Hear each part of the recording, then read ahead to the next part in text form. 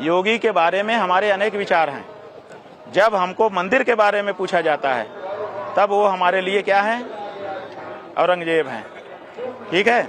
लेकिन और भी उनके कोण हैं, उनके बारे में जब पूछा जाएगा तो वो विचार भी हम बताएंगे। क्या बताइए ना, जो भी हम क्यों जब पूछिए, जब आप प्रसंग निकालिए, बता ही रहे हैं महाराज, आप प्रसंग तो निकालिए, आप प्रसंग तो निकालिए। मैं निकाल रहा हूँ। आप जब प्रसंग निकालेंगे तब हम कहेंगे। उत्तर, जैसे आपने कहा कि महाराष्ट्र में आप उद्धव को मुख्यमंत्री देखना चाहते हैं। अरे भाई वो इसलिए देखना चाहते थे कि धोखा हुआ था। यूपी में किसको देखना चाहेंगे मुख्यमंत्री? उसके हम तो सनातनी को देखना चाहते हैं। कोई ऐसा व्यक्ति नाम से हम हमारा कोई लेना देना नहीं है, सच्चा सनातनी होना योगी जी चाहिए। को सनातनी नहीं मानते? हो जाए वो सनातनी, हो जाए वो सनातनी। अभी नहीं है क्या? अरे सनातनी होते तो शंकराचार्य का अपमान उनकी पुलिस करती और फिर भी 4 दिन बीत जाता। बाबा बागेश्वर को आप राजनीतिक एजेंट कहते हैं क्योंकि वो कहते हैं कि जात पात की करो विदाई, सारे जो हिंदू हैं सनातनी हैं वो भाई भाई। तो अगर वो राजनीतिक एजेंट हैं तो किसके एजेंट हैं? और अगर वो कह रहे हैं कि सब लोग साथ आ जाओ, जात पात की विदाई कर दो, तो क्या ऐसा नहीं होना चाहिए? क्या आप चाहते हैं कि सनातनी जात पात में बटे रहें?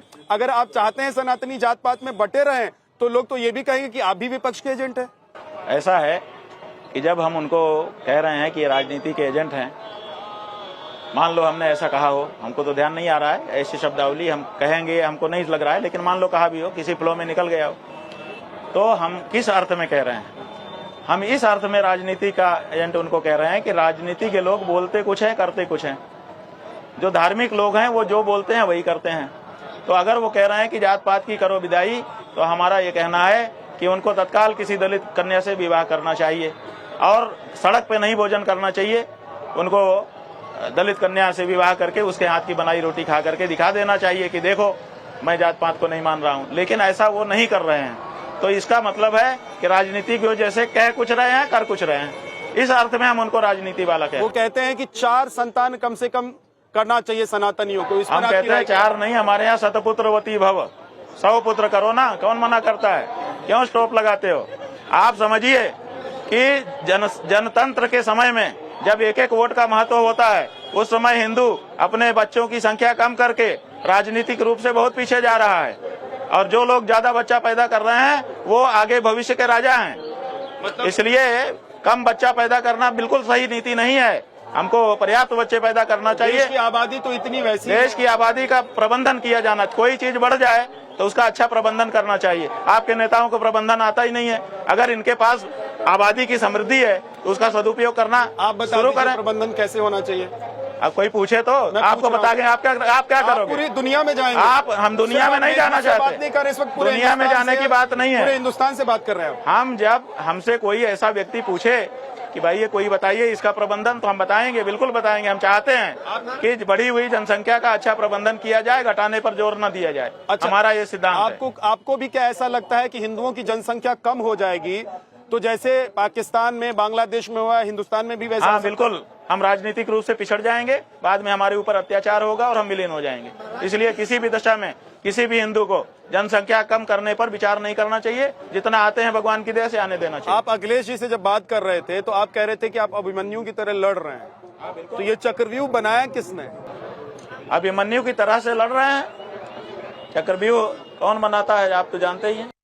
तो एक सेकंड रुक जाइए सर। ये जो है कल्पना के सवाल हैं, इसमें मत ले जाइए, तथ्यों के सवाल पूछिए। नहीं, मैं ये जानना चाह रहा हूँ कि अगर आप अभिमन्यु बनकर, अभिमन्यु का मतलब ये है कि सनातन धर्म के लिए लड़ाई लड़ रहे हैं, उसमें सबको साथ खड़ा होना चाहिए, नहीं खड़े हो रहे हैं, ये हमारा कहना मतलब। अच्छा, लेकिन उस अखिलेश यादव की समाजवादी पार्टी नमाजवादी पार्टी कही जाती है। क्यों कही जाती है? क्योंकि हिंदुओं के किसी मुद्दे पे खड़ी नहीं होती उनकी पार्टी।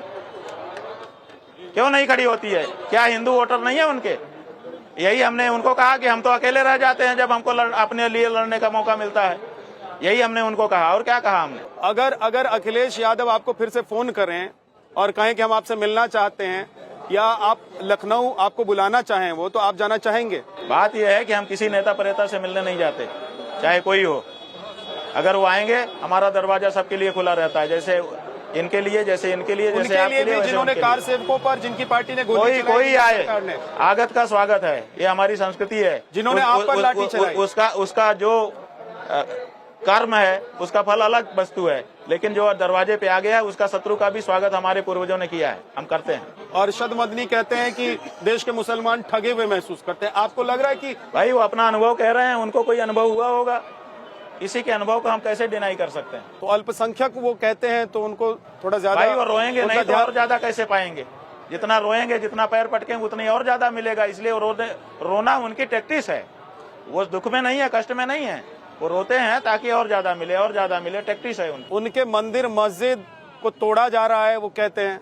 आपको लग रहा है देश में ऐसा माहौल हो गया है 2014 के बाद अभी तक कि मुसलमान प्रताड़ित हैं, पीड़ित हैं, उनके अभी मंदिर तक- मस्जिदों को टारगेट किया जा रहा है? अभी तक कोई मस्जिद नहीं तोड़ी गई, अभी तक कोई मस्जिद एक भी रिपोर्ट नहीं हुई है कि तोड़ी गई हो। हाँ, जो मंदिर था वो मंदिर के बारे में मांग जरूर प्रबल हुई है और वो होना भी चाहिए। जिस समय वो ताकत में थे उन्होंने मंदिर तोड़े, तो जब हिंदू ताकत में आएगा तो पलटेगा नहीं तख्ता। बहुत बहुत शुक्रिया महाराज जी, हमारे साथ आपने इतना सारा वक्त निकाला और हर सवाल का मुझे लगता है कि आज जवाब मिला होगा।